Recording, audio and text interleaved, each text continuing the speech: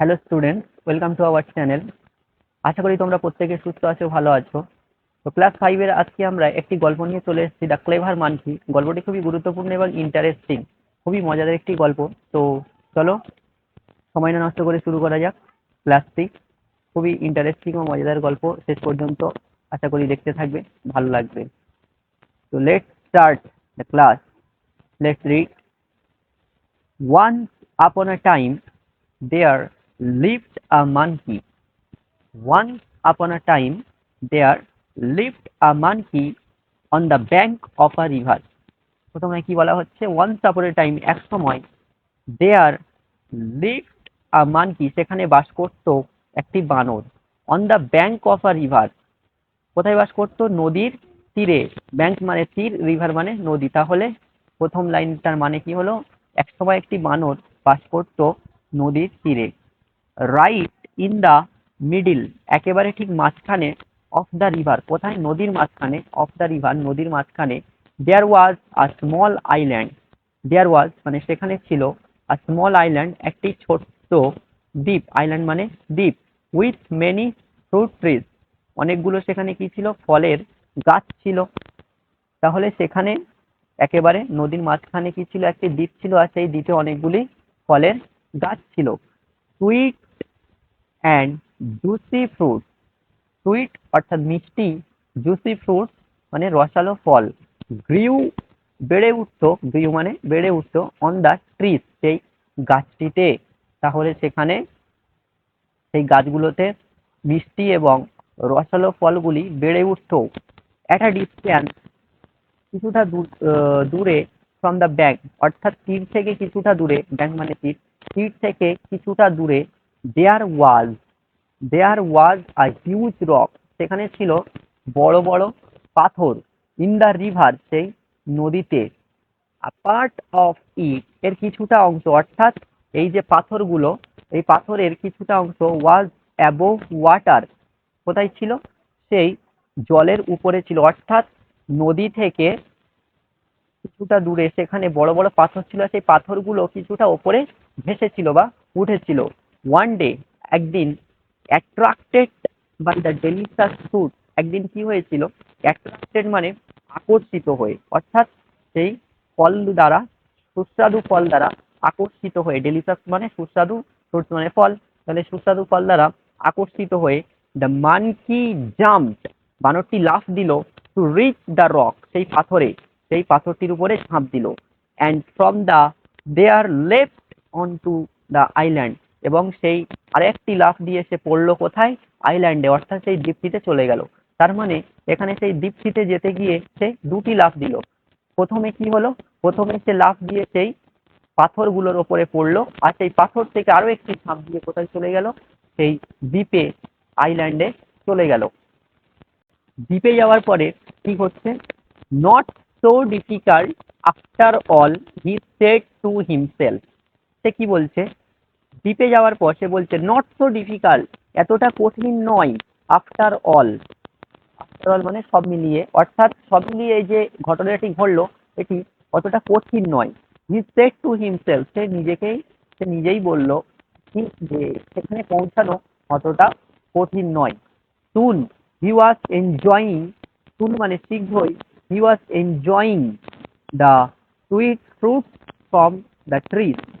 বলতে এখানে সুন মানে শীঘ্রই, he was enjoying, say enjoy অর্থাৎ উপভোগ করতে লাগলো, দ্য সুইট ফ্রুট সেই মিষ্টি ফলগুলোকে, ফ্রম দ্য ট্রিজ সেই গাছ থেকে পাওয়া মিষ্টি ফলগুলোকে সে শীঘ্রই উপভোগ করতে লাগলো মানে খেতে লাগলো। There was hardly any other animal there, সেখানে কোনো অন্য কোনো প্রাণী বা পশু ছিল না। দেয়ার ওয়াজ হার্ডলি, এখানে নেগেটিভ অর্থে ব্যবহার করা হয় hardly. There was hardly any other animal there, অর্থাৎ সেখানে কোনো অন্য কোনো পশু বা প্রাণী ছিল না। তো তাই হি ওয়াজ ইন নো ডেঞ্জার, সে কোনো বিপদের মধ্যেও ছিল না। তাহলে সেখানে কোনো প্রাণী না থাকার কারণে সেখানে কোনো বিপদও তার ছিল না। ডেঞ্জার অর্থাৎ বিপদ। হেন্স মানে তাই, দ্য মানকি ডিসাইডেড, সেই বানরটি কি হলো? বানরটি সিদ্ধান্ত নিল, টু ভিজিট মানে আসবে বা যাত্রা করবে, দ্য আইল্যান্ড এই দ্বীপটিতে, এভরিডে প্রত্যেক দিন। তাহলে সে কি সিদ্ধান্ত নিল? এখান থেকে আসার পর সে সিদ্ধান্ত নিল যেহেতু এখানে কোনো বিপদ নেই, তাই সে সবসময় এর জন্য অর্থাৎ প্রতিদিন সে এই দ্বীপটিতে আসবে, সেই সিদ্ধান্তটি নিল। সে এই সিদ্ধান্তটি নেওয়ার পরে কি ঘটছে দেখা যাক। On the far bank of the river, অর্থাৎ তীর থেকে, নদীর তীর থেকে কিছুটা দূরে, বিগ ক্রোকোডাইল, একটি বড় কুমির, লিভ উইথ হিজ ওয়াইফ, সে তার স্ত্রীর সঙ্গে বাস করত। অর্থাৎ সেই নদীর তীর থেকে কিছুটা দূরে সেখানে একজন বাস করতো, কে, একটি বড় কুমির। তার সঙ্গে বাস করতো, তার স্ত্রীর সঙ্গে সে বাস করতো। ওয়ান ডে, একদিন, হি নোটিস, সে লক্ষ্য করলো, the monkey crossing the river, অর্থাৎ বানরটি পার হচ্ছে নদীটি, ইন হিজ ইউনিক ওয়ে, তার নিজস্ব কৌশলে, তার নিজস্ব ভঙ্গিতে কি হচ্ছে, সে নদীটি পার হচ্ছে। হি টোল্ড হিজ ওয়াইফ, সে তার স্ত্রীকে বলল, সে তার স্ত্রীকে বলল, কি বলল, সে তার স্ত্রীকে বলল যে আহ, সে তার স্ত্রীকে বলল, হি টোল্ড হিজ ওয়াইফ, সে তার স্ত্রীকে বলল, ডিড ইউ সি হিম, তুমি কি তাকে দেখলে।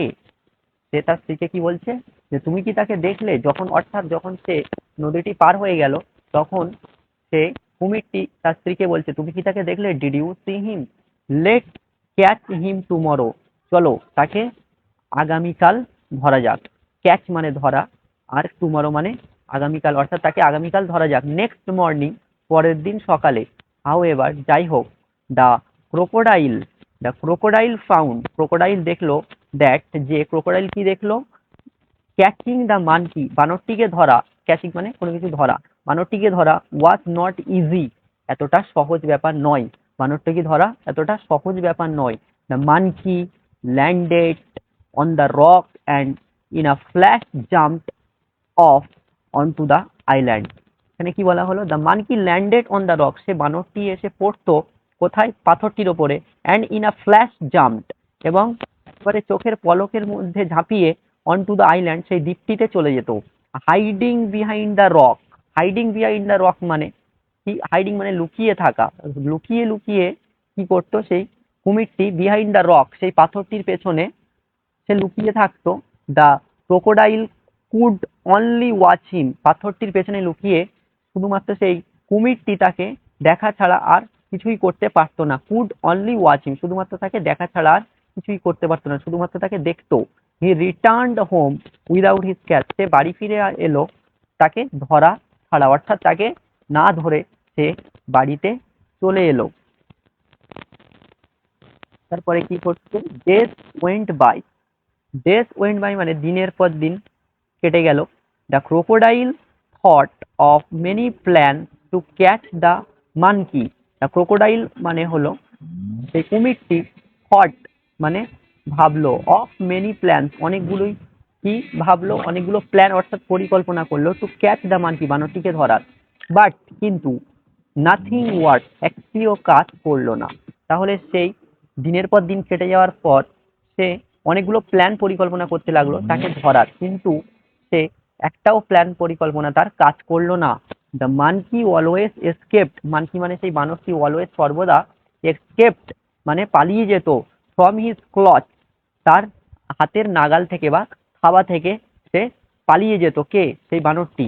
ওয়ান ডে, একদিন, হিজ ওয়াইফ সেড, তার স্ত্রী বলল, you have fail to catch the monkey, your পরে এখানে দেখো কমা দিয়ে ভি আছে, মানে এটাকে আমরা হ্যাভ ধরে নেবো। You have failed to catch the monkey, তার স্ত্রী তাকে কি বলছে, যে তুমি বানরটিকে ধরতে ব্যর্থ হয়েছো, ফেল্ড মানে ব্যর্থ হওয়া।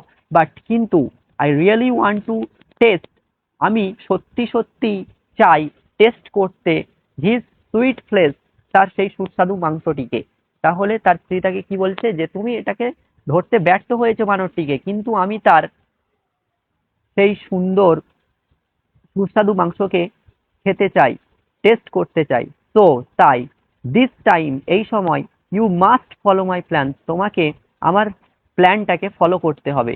অর্থাৎ এখন এখান থেকে কি বোঝা যাচ্ছে, যে তার যে কুমিরটি প্রথমে ধরার চেষ্টা করেছিল, সেখানে সে অনেকবার ব্যর্থ হয়েছিল, যার কারণে তার স্ত্রী তাকে কি বলছে, যে তুমি এবার আমার প্ল্যানে কাজ করো, অর্থাৎ আমার প্ল্যানটাকে তুমি ফলো করো।